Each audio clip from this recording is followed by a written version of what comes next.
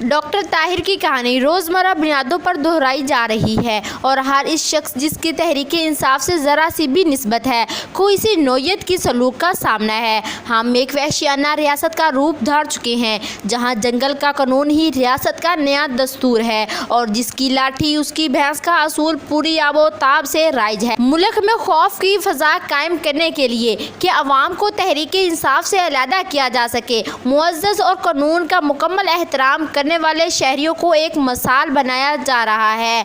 मुल्क दहशतगर्द के इस नंगे राज से इसके अलावा कुछ हासिल नहीं हो रहा कि अवाम के दिलों में मौजूदा सरकार के खिलाफ नफरत शिद्दत पकड़ रही है और पाकिस्तान तहरीक इंसाफ के वोट बैंक में निहायत तेज़ी से इजाफा हो रहा है। किसी की हैसियत से कोई ताल्लुक़ नहीं, खुद की दुनिया के बादशाह हैं हम। इमरान खान का क्या कहना है कि मैं अकेला ही काफ़ी हूँ।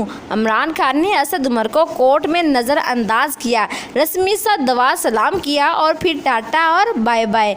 इमरान खान का असद उमर को सर्द रवैया दिखाना बाकियों के लिए सबक है कि जो छोड़ गया उसकी मेरी ज़िंदगी में कोई जगह नहीं है। खान ने कह दिया था कि वो अकेला ही काफ़ी है। दुश्मन ने पुश्त पर वार किया है। खान जख्मी है और जख्मी शेर ज़्यादा खतरनाक होता है और जब पलटकर वार करता है तो फिर वो ये नहीं देखता कि मैं जख्मी हूँ, बस वो अगले को ऐसा दबोचता है कि फिर वो सामने वाला उठने के काबिल नहीं रहता। असद उमर जैसे लोगों की तहरीक इंसाफ में कोई जगह नहीं है।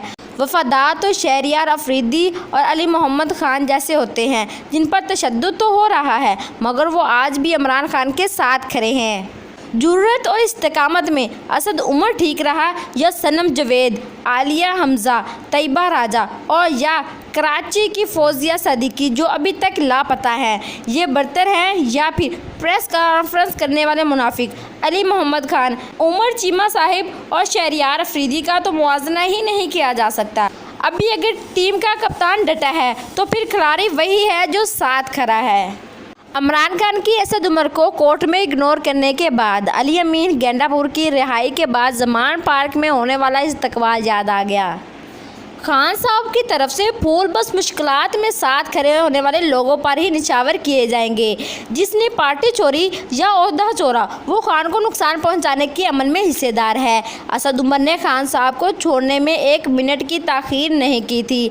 अब इन लोटों का खान साहब से कोई ताल्लुक़ नहीं। अपने आकाओं के पास तशरीफ़ ले जाएं और उनकी टिकट पर ही पार्टी की तरफ से इलेक्शन लड़ें और जीत के दिखाएं। कहा गया था कि हमने इमरान खान पर क्रॉस लगा दिया है तो क्रॉस लगाकर दिखाया गया।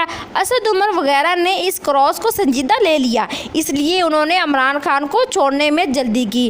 क्रॉस खान साहब पर नहीं बल्कि नून लीग, पीपल्स पार्टी और बाकी 13 जमातों पर लगा है। क्रॉस उस जमात पर नहीं लगा जिसको सियासतदानों ने छोड़ा है, बल्कि क्रॉस उस जमात पर लगा है जिनको अवाम ने छोड़ा है। धांधली कर हुकूमत तो बनाई जा सकती है, अपने बैंक तो भरे जा सकते हैं, बाहर के मुल्कों की सैर तो की जा सकती है, मगर दिलों पर राज नहीं किया जा सकता।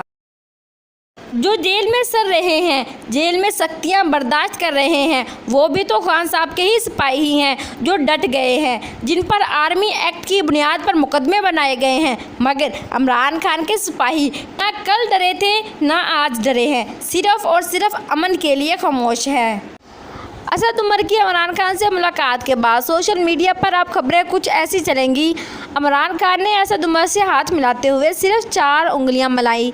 इमरान खान ने सिर्फ 40 डिग्री के एंगल पर आंखें मोड़ कर असद उमर को देखा, जबकि पहले 45 डिग्री पर देखते थे।